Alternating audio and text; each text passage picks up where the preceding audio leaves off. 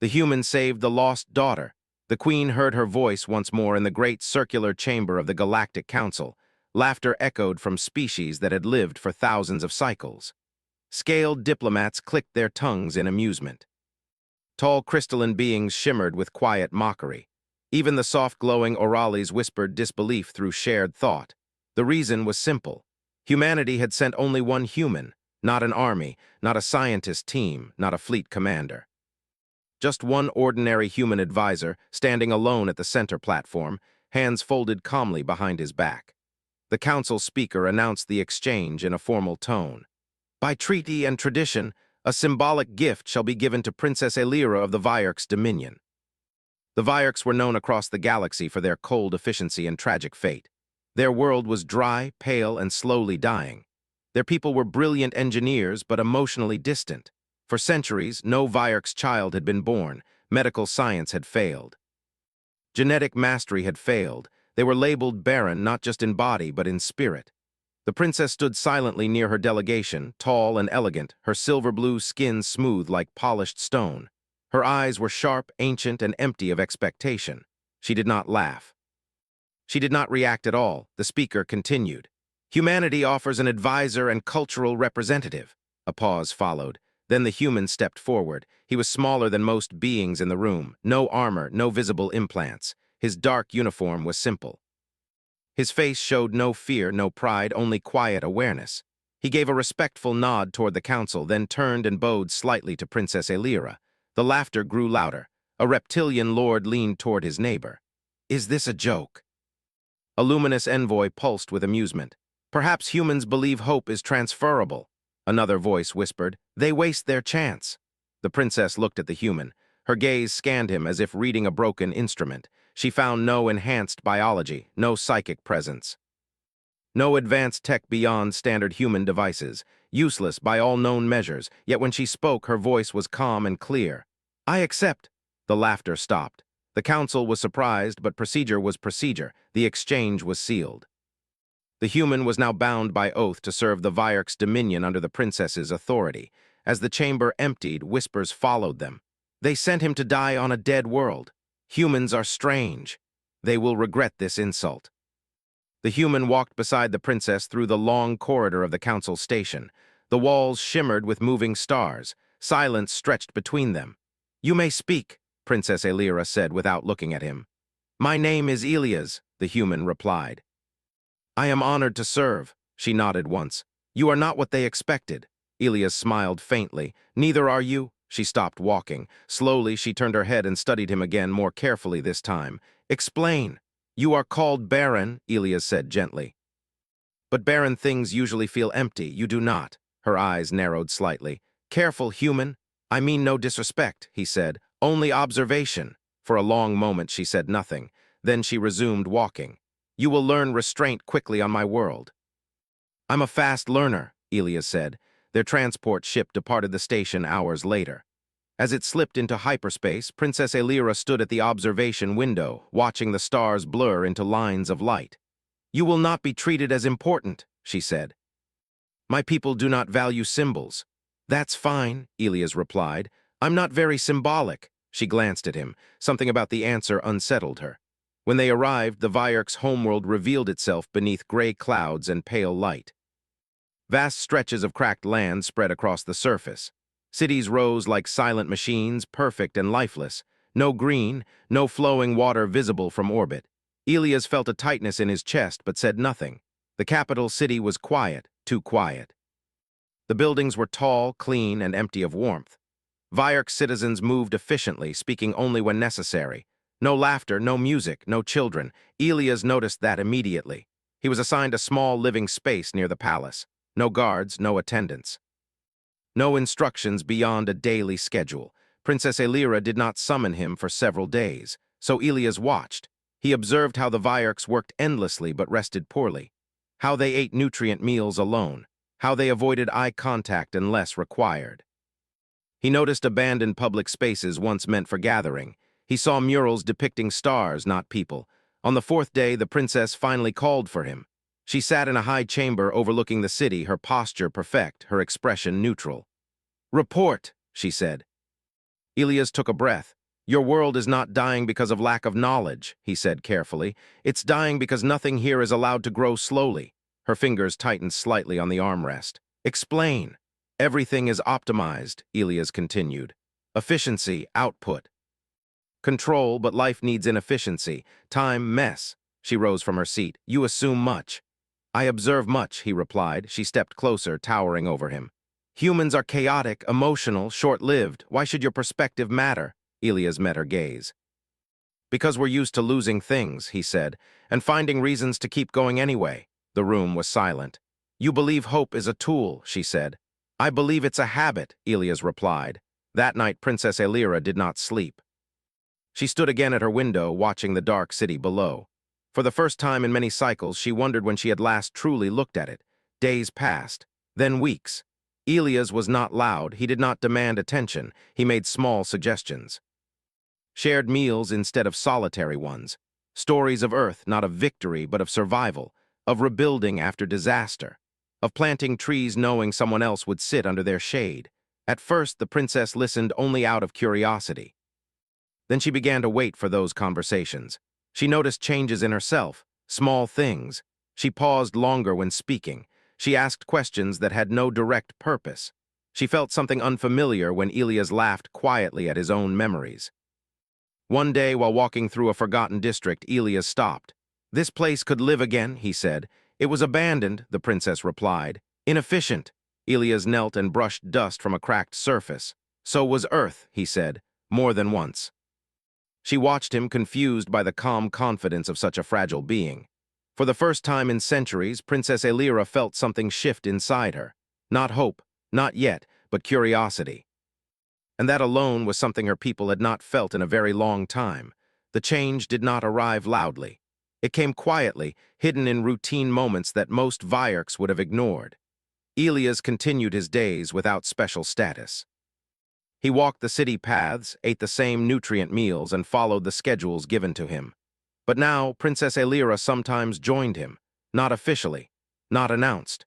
She would simply appear beside him as he watched the city from a balcony or studied a neglected district. At first, she spoke little. Elias did not push. One evening, as pale light from the dim sun stretched long shadows across the streets, Elias paused near a public square filled with unused seating platforms. Dust covered everything. No one gathered here anymore. Why was this place built? He asked. Elira looked around. Long ago it was a coordination hub, meetings, data exchanges. And now, redundant, she said, we communicate more efficiently alone. Elias nodded. Humans had places like this too, she glanced at him. Had. Yes, he said, we stopped using some of them when we thought we didn't need each other as much. What happened? We realized we were wrong. That night, Elira ordered a single maintenance unit to clean the square. No announcement, no explanation. The next cycle, she walked past it and noticed two Vierks standing there, speaking longer than required. She said nothing. Elias began sharing human habits slowly. Not lessons, just actions. He prepared food differently, combining textures and flavors, even though nutrient efficiency dropped. He explained that humans often ate together, not for need, but for connection. Elira watched him eat once, curiosity overcoming restraint. You consume unnecessary variation, she said. Yes, Elias replied. It makes the meal memorable. She considered that. Later, she requested to eat with him again. The palace servants observed this silently, confused but obedient. Meals became shared events. At first, no words were exchanged. Then small comments, observations, questions. Elias spoke of Earth's deserts that bloomed after rain, of cities rebuilt after collapse, of families formed without genetic planning. Humans reproduce without certainty, Elira said once. Yes, Elias replied, we don't always know the outcome, we do it anyway. That is illogical. It is, he agreed, but it works. The Vierks had long believed their barrenness was a flaw written into their biology. Elias never challenged their science directly. Instead, he asked questions. When was the last time a Vierk's child laughed? He asked one day. Elira froze. I do not know, she said slowly. Do you remember laughter? Elias asked. Yes, she said, from records. He did not respond, he simply looked out over the city. That silence stayed with her. She began reviewing old archives late into the cycles, not medical data but cultural ones, ancient art. Music files unused for centuries. Images of Vyark's families gathered together, touching, sharing space. Something in her chest felt heavy. Illyra noticed small changes among her people, too. A few engineers began decorating their workspaces. A public walkway gained seating again. A communal message board appeared without official order. Efficiency dropped by a fraction. No one complained. Elias spent time with the lower districts, speaking with workers and planners. He listened more than he spoke. When asked why he bothered, he answered simply, "Because humans learned that listening keeps things alive." Word spread quietly. The human was strange, but not useless. Not loud, not demanding, just present. One cycle, a junior official approached Illyra with a report. "Princess," they said carefully, "productivity metrics have shifted." "Explain," she said. "There is increased interaction among units, slight delays." "But morale indicators have risen." Illyra stared at the data. "Continue monitoring," she said. Later, she walked with Elias through the palace gardens. They were not truly gardens, just geometric stone arrangements designed to calm the mind. "These places were never meant to grow," Elias said. "They were meant to last," Illyra replied. "Nothing lasts if it never changes," he said gently. She stopped walking. "Your species changes too much." "Yes," Elias said. "That's why we're still here." She looked at him, truly looked this time, a fragile body, a short lifespan, and yet something unbreakable in the way he stood. "Do humans fear the end?" she asked. "All the time," Elias said. "That's why we plant things." That night, Illyra authorized a small experiment.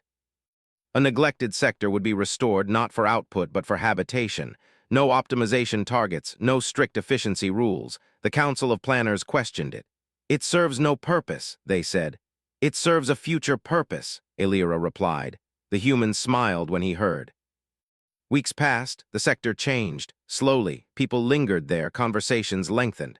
Someone played music from an old archive file. No children appeared, yet something else did. Hope was not spoken of. The Vyarks had no modern word for it.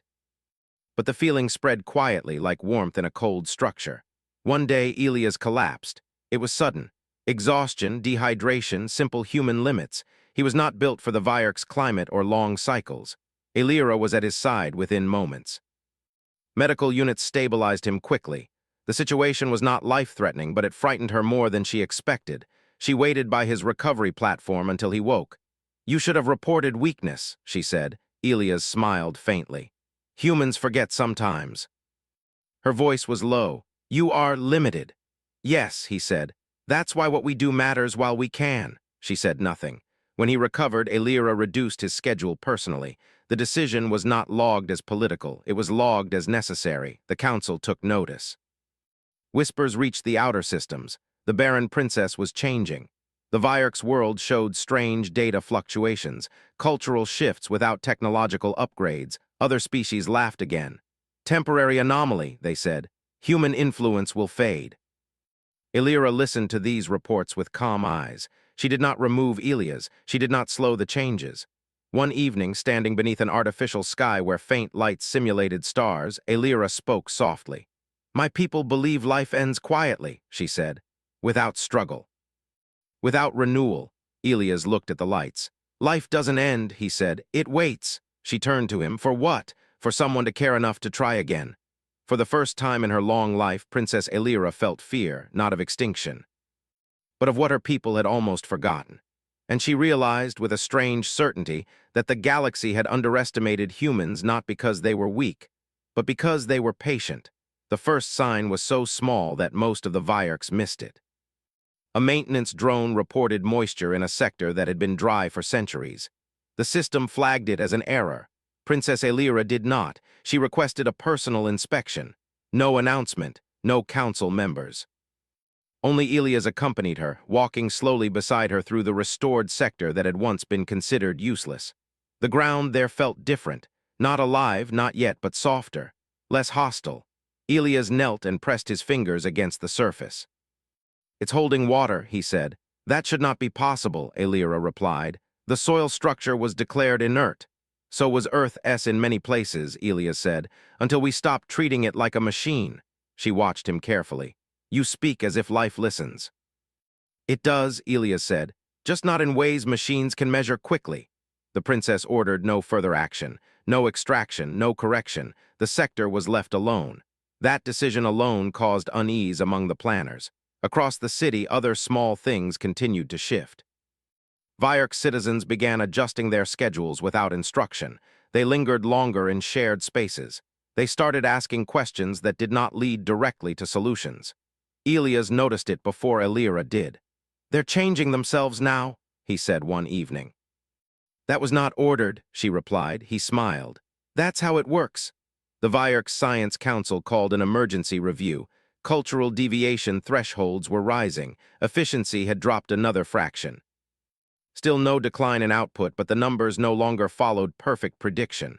"This is dangerous," one elder said. "Disorder leads to collapse." Elira listened, calm and unmoved. "Stagnation leads to extinction," she replied. They had no answer for that. At night, Elira returned to the old archives again. She watched recordings of Vyark's children, real ones, not simulations, small hands, curious eyes, laughter that sounded strange and unfamiliar now. She found herself replaying one moment again and again. A child reaching for another, connection. She closed the archive and stared into the darkness of her chamber. Something inside her felt tight, then suddenly very empty. She did not understand the sensation. Elias did. "You're grieving," he said when she finally spoke of it. "For what?" she asked. "For what was lost," he replied, "and what might still be possible." Her voice was low. "Grief serves no function. It tells you what matters," Elias said. She considered that for a long time. The next change came from the people, not the palace. In the restored sector, someone planted something. Not officially, not recorded. A simple organism, not native, not engineered. A fragile thing brought quietly by a researcher who remembered a human story Elias once told about planting seeds without permission. The organism should not have survived. It did, barely, slowly, but it held on. When Elira saw it, her breath caught for just a moment. "This violates protocol," she said. "Yes," Elias replied. "So did every forest on Earth." She ordered the area protected. No one laughed now. Word spread across the Dominion, not through official channels but through whispers and shared glances. Something was happening, something fragile, something dangerous, something hopeful. The Galactic Council sent an inquiry. Princess Elira was summoned to explain the irregularities. She agreed to return. The announcement unsettled the Vyarks. Elias noticed the tension immediately. "They fear interruption," he said. "They fear exposure," Elira replied. "And you?" he asked. She paused. "I fear losing momentum," he nodded. "Then don't." Before departure, Elira made a decision that surprised even herself. She left Elias behind, not as punishment, not as dismissal, but as trust. "You will observe," she said, "and advise." "You're giving them space," Elias said. "Yes," she replied, "as you taught me." The ship carried her away, leaving Elias standing in the quiet city. For the first time, the human felt the weight of what he had helped begin. Without him, the Vyarks continued. They talked more. They questioned more. They began recording stories, not data. Some even altered their living spaces, adding imperfections intentionally. Efficiency dropped again. Life increased. Then something happened that no model predicted. A Vyark's female collapsed during a routine cycle. Medical units rushed her to a recovery chamber. Diagnostics flooded the system. Alarms sounded, then fell silent. The lead medic stared at the display in disbelief. "There is cellular activity," they said slowly. "Unscheduled, unclassified." Another medic leaned closer. "This resembles early reproductive markers." The room went still. "No," someone whispered. "That is impossible." The data did not change. The Vyarks had been declared barren for centuries, yet the readings were clear. The princess was still en route when the message reached the palace. Elias received it first. He sat down heavily, hands trembling. He did not smile. He felt afraid, because hope, once proven real, was no longer gentle. The medical council debated endlessly. Could it be an anomaly, a mutation, a mistake? But more cases appeared, not many, just enough. Patterns emerged. All individuals showed increased social interaction, emotional engagement, exposure to restored sectors. The changes were not genetic, they were environmental. Cultural, the princess returned to a world holding its breath. When she entered the medical chamber and saw the data herself, she felt something break inside her. Not fear, not doubt, relief. She stood very still. "Begin protection protocols," she said. "Non-invasive." "No interference," the elders protested. "This changes everything," they said. "The galaxy must not know yet." Elira turned to them. The galaxy already knows something is different. She met Elias later that cycle. They stood beneath the artificial stars again. You did this, she said. No, Elias replied softly. You did, she shook her head. My people followed. Because you gave them permission to feel, he said. Silence stretched between them. I am afraid, Elira admitted. So was Earth, Elias said. Every time life found a way back. She looked at him. Why does this happen to your species? Elias thought for a long moment. Because we don't give up on broken things, he said. We live inside them until they heal. The council sent another message. A formal demand this time. Princess Elira did not respond. She stood at the edge of the restored sector, watching the fragile organism sway gently in artificial wind. For the first time in centuries, the Vierk's future was not perfectly clear. It was uncertain. And that uncertainty felt like the most dangerous thing in the galaxy, because uncertainty meant possibility. And humanity had just reminded an ancient species how powerful possibility could be. It never does when something impossible begins to feel real. Across the Vierk's dominion, data streams surged with questions. Medical councils argued in calm but urgent tones. Cultural analysts reviewed centuries of certainty and found cracks they could no longer ignore. The restored sector became a quiet center of attention, not because it was announced, but because people felt drawn to it. Princess Elira ordered restraint. No celebration, she said. No announcements, no pressure. The words surprised her own advisors. The Vierks had always reacted to discovery with control, with containment, with certainty. This time she chose patience. Elias watched the shift carefully. He spoke less now, not because he had nothing to say, but because the Vierks were speaking for themselves. He listened as workers debated ideas instead of instructions. He watched planners argue about beauty as well as function. He saw elders pause before dismissing younger voices. The change had momentum. That frightened the Galactic Council. An official summons arrived, encoded with formal authority and polite concern. Princess Elira was requested, this time required, to address the full assembly regarding biological anomalies and unauthorized cultural deviation. She read the message twice, then she deleted it. Instead, she prepared to go in person. You will come with me, she told Elias. He looked up from his console. As an advisor. As evidence, she said. The journey back to the council station felt different this time. When they arrived, the chamber seemed smaller, louder, filled with restless energy. Delegations whispered openly now. No laughter, but no respect either. The same platform waited. Princess Elira stepped forward, Elias at her side. The speaker's voice echoed. Princess of the Vierk's dominion, explain the reports. Your world was declared stable in decline. Now our instruments show deviation. Elira stood tall. Our world was never stable, she said. It was stagnant. A ripple moved through the chamber. You claim reversal of biological extinction, a crystalline delegate said. Impossible without intervention. There was intervention, Elira replied calmly, just not the kind you measure. Eyes turned to Elias, murmurs rose. The human, someone scoffed.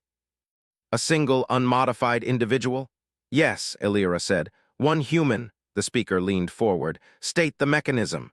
Elira paused. This was the moment, not just for her people, but for humanity. He did not change our genes, she said. He changed our habits. Laughter tried to rise again, but it died quickly. You suggest emotional variance corrected a biological failure? A reptilian lord asked. I suggest, Elira replied, that we mistook the symptom for the cause. She gestured, and data projections filled the air. Not charts of efficiency, but timelines of cultural behavior.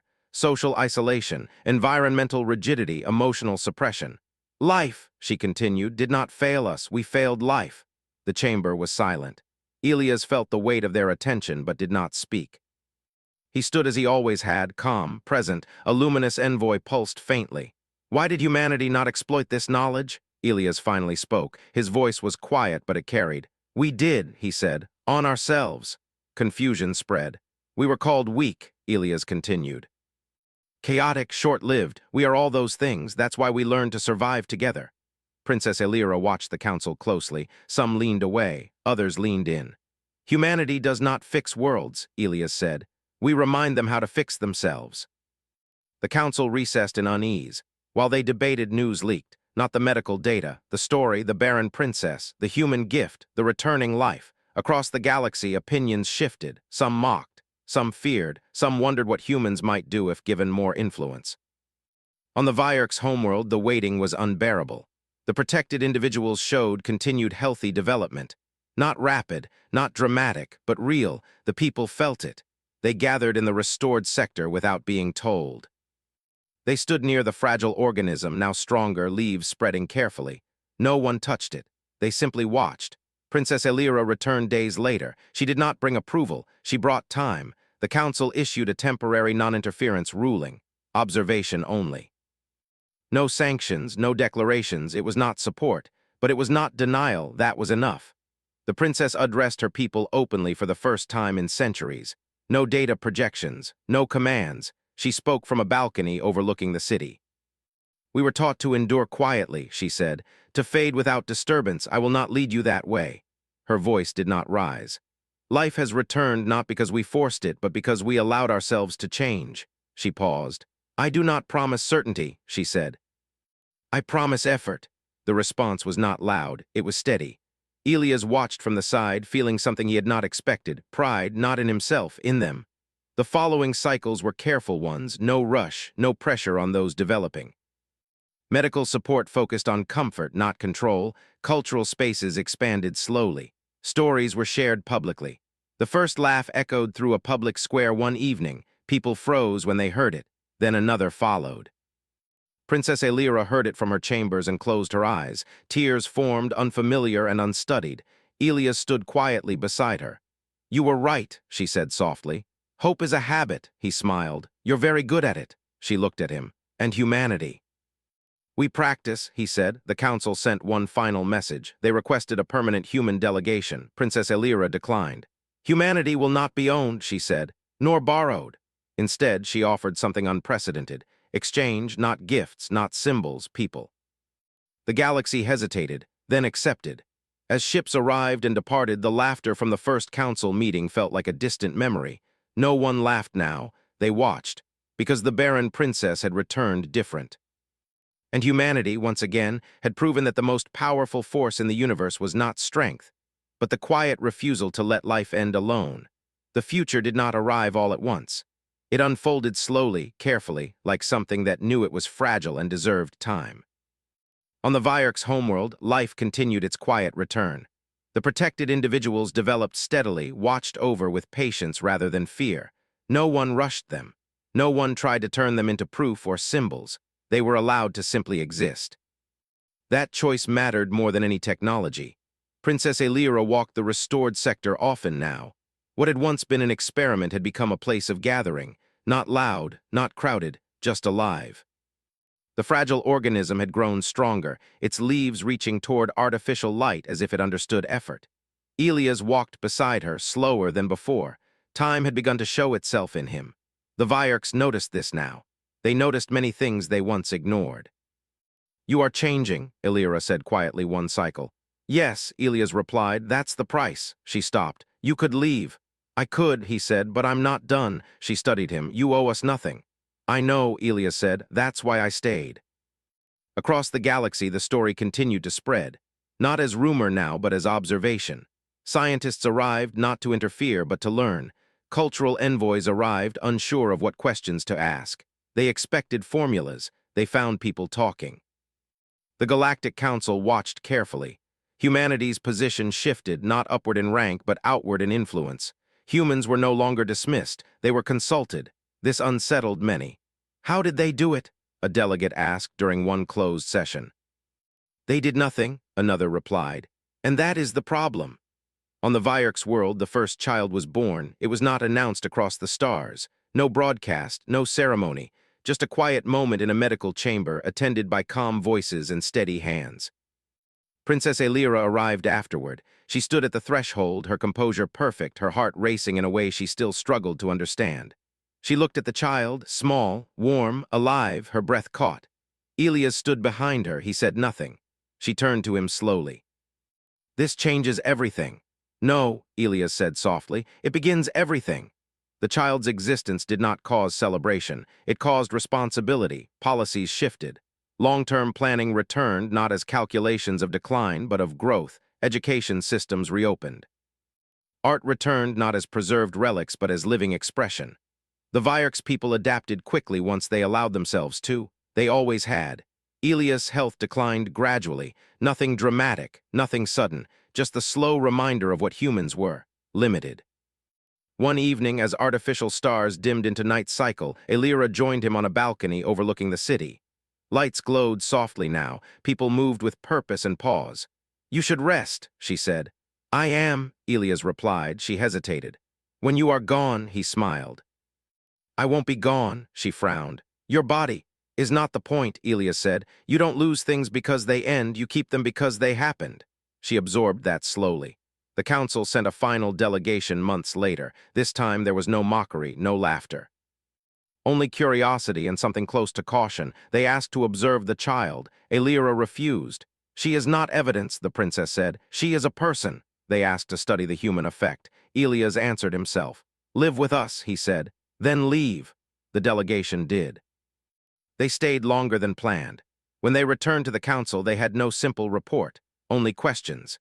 Elias passed during a quiet cycle, no alarms, no emergency summons. He lay in his chamber, the city breathing gently beyond the walls. Elira was with him. "You changed us," she said. He shook his head weakly. "You changed yourselves." She lowered her head. "I will remember." He smiled one last time. "That's all humans ever ask." When he was gone, the Vierks did not isolate his memory. They shared it. Stories spread, not myths. Not legends, just accounts of a human who listened, who stayed, who treated a dying world like it mattered. The child grew. Then another was born, and another, not many, not fast, but enough. Years passed. The Galactic Council reconvened for a historic session. Humanity was formally reclassified, not as a minor power, not as a strategic force, as a stabilizing species. The designation confused many. "What does that mean?" one delegate asked. "It means," the speaker said slowly, "that where humans go, life does not give up." Princess Elira stood once more in the council chamber. Alone this time, no human beside her, yet she did not feel alone. "They laughed once," she said calmly, "at the human given to me." No one laughed now. "They thought him weak," she continued. "They thought us barren." She met their eyes. They were wrong about both. The council listened. The Vierks' dominion was no longer fading. It was not powerful. It was not dominant. It was alive, and humanity's place in the galaxy was no longer questioned. Because they had done what no empire, no weapon, no technology ever had. They had reminded the stars that life was worth the effort. And once that lesson was learned, no one laughed again.